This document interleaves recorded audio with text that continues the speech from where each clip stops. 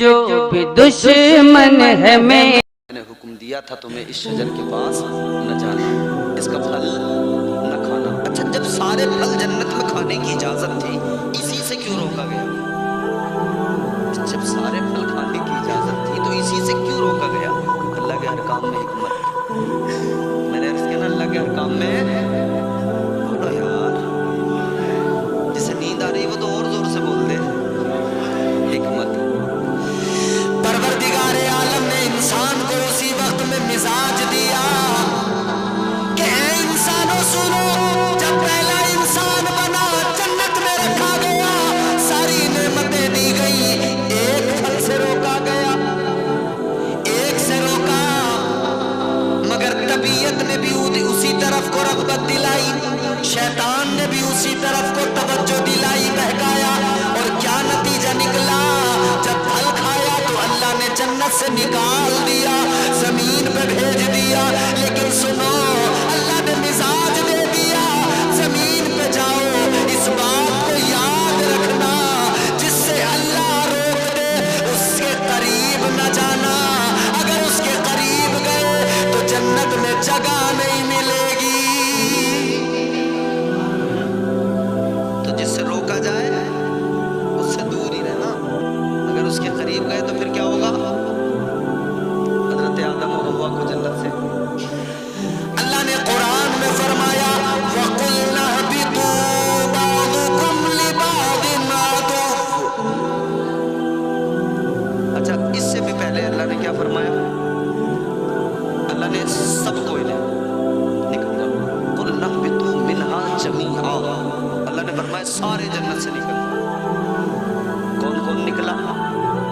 آدم نکلے، حوا نکلی، سانپ نکلا، مور نکلا، شیطان نکلا۔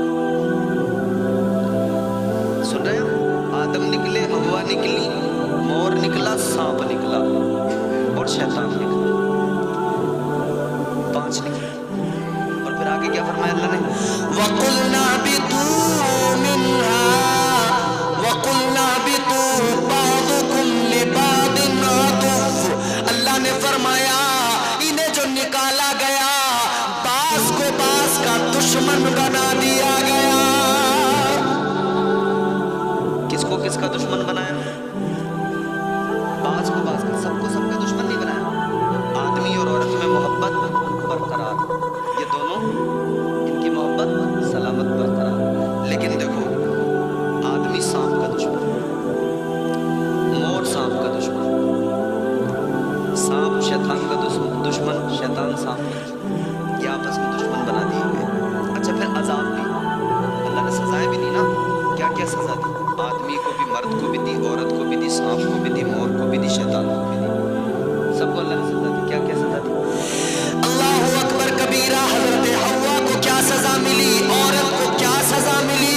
اللہ تعالیٰ نے جب زمین پہ بھیجا، اللہ کی نافرمانی کی، وہ خطائے اجتہادی ہے، اس کو نافرمانی یا کوئی گناہ نہ سمجھنا، اس لیے کہ اللہ کی حکمت ہے، اگر زمین پہ نہ آتے تو اتنے نبی دنیا میں نہ آتے، اور ہمارے نبی اللہ کے محبوب دنیا میں کیسے آتے؟ اللہ نے تو دنیا اسی لیے بنائی کہ اپنے حبیب کی شان، اپنے حبیب کی عزت ساری دنیا کو دکھانا ہے۔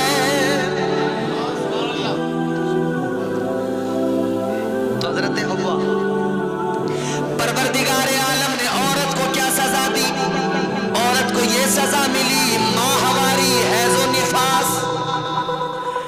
یہ عورت ہر مہینے 30 دن نماز نہیں پڑھ سکتی، اسے پورے مہینے نماز نہیں پڑھ سکتی، اسی لیے فرمایا کہ عورت ناقص العقل بھی ہے، ناقص الدین بھی ہے۔ عقل بھی اس کی کم مرد کے مقابلے، کیونکہ وہ جلدی بہک جاتی ہے، اور دین بھی اس کا، مرد 30 دن نماز پڑھے اور وہ 30 دن نہیں پڑھ سکتی، تو یہ اسی وقت میں سزا ملی۔ اللہ نے فرمایا اب تمہیں دنیا میں رہنا ہے تو اس تکلیف کو جھیلنا ہے، بچے کی ولادت ہوگی تو اس تکلیف کو بھی جھیلنا ہے، تمہارے شکم میں بچہ رہے گا اس تکلیف کو بھی جھیلنا ہے، نفاس بھی آئے گا اس تکلیف کو بھی جھیلنا ہے، اور تمہیں ہر مہینے اس انسیڈنٹ کو وہ جو جنت میں ہوا تھا یاد دلایا جائے گا، ہر مہینے تم یاد رکھو گی کہ شیطان نے بہکا دیا تھا۔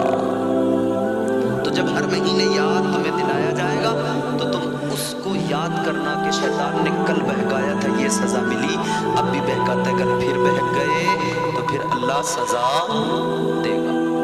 یہ عورت کو سزا۔ اچھا مرد کو کیا سزا ملی؟